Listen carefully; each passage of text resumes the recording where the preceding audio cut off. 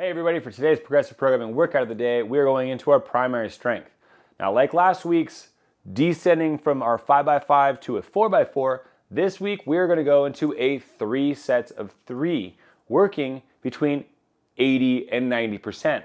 Now, as we look at this workout, it's really important to keep in mind our goal here is to increase the intensity, so we're getting underneath a heavier barbell for all 3 sets between the 80 to 90% window.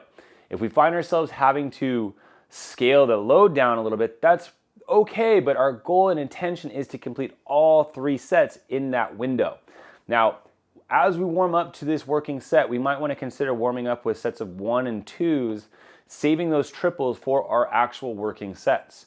Now, depending on where we are as an athlete and how our strength is, if it takes a lot more time to warm up to those working sets, we want to make sure that we're allowing a little bit more time. Now, for the athletes that may not have as big of a squat and reach that working weight much quicker, because there's only 3 sets, we're going to actually modify the rest of that strength session into more of an accessory component.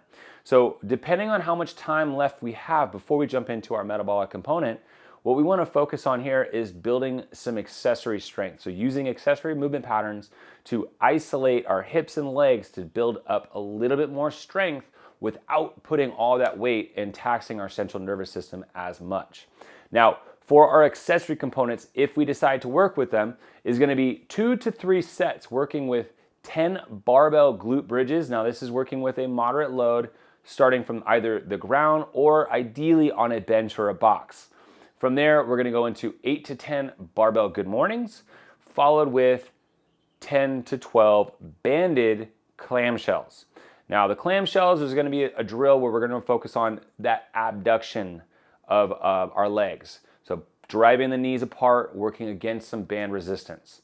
Now, once we finish out this component of this strength session and the heavier lifters finish off their back squats, if there's still a little bit of time to squeeze in some accessory, I recommend hitting it. Otherwise, we'll move on into our metabolic workout, which is going to be a 9-minute AMRAP consisting of 12 high wall ball shots and 6 strict pull-ups. Now, this is a 9-minute AMRAP, so our goal here is it's a good amount of time, but the intention of the high wall ball shots is we're looking for acceleration. We're looking for speed and big jump, explosive power to send that ball to a higher shot. If we typically use our 9 or 10 foot target, our goal should be hitting the 10 or 11 foot target. And if we typically scale this, our goal should be to try to hit the typical RX height. Now, if we find ourselves having to break this down a lot, because obviously the higher ball, there's more power that goes into it, more energy goes into it, but also there's more momentum coming back down. So if we are inconsistent with how we receive the ball into the next squat, we recommend maybe dropping it down a few times. Instead of going for a big unbroken set, break it down into sets of 3 or 5. Then from our strict pull-ups, same thing here. This is going to be a movement pattern that's going to slow us down a little bit.